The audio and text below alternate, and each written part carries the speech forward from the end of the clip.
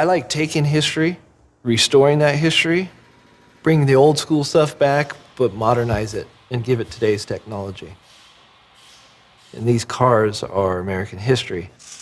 And when you bring one back to life, it's like, yeah, you know, that's awesome. Right now we're in the middle of building a 1969 Ford Mustang.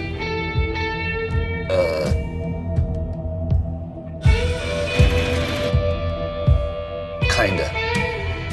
The Boss Mustang, it's one of the most sought after muscle cars of our time. What makes our car cool is it's got one of the rarest bosses in it. It's got an all aluminum 494. The motor was actually built back in '69 specifically for Mario Andretti's Can-Am series race car.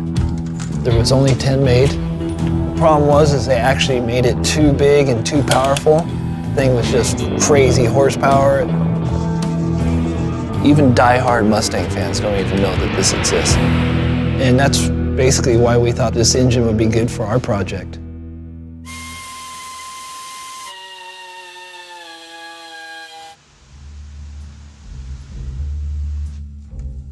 Let me start at the beginning.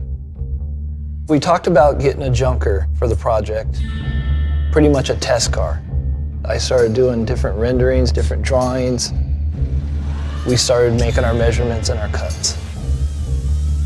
If anybody knows and is familiar with the Mustang, it's a unibody. We've cut out all the unibody features and we've actually installed a chassis underneath it.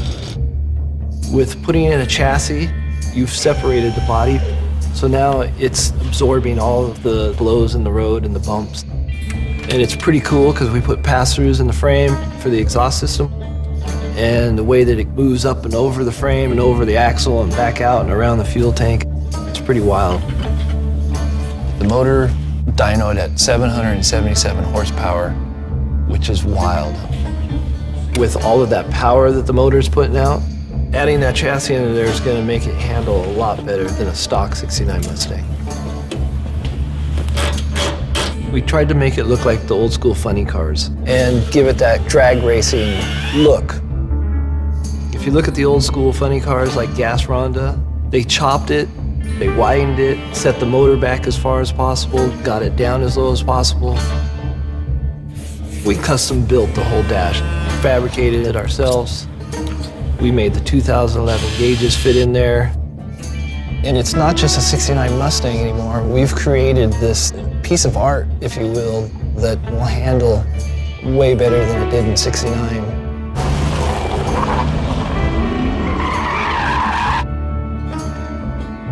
Mario Andretti actually showed up at SEMA in Las Vegas. And seeing him recognize the engine and the expression on his face, when he saw that motor, that made it all worthwhile. I don't think he would have signed it if he didn't appreciate the history and the memories that it brought back. He just authenticated it, you know, by adding his signature on it.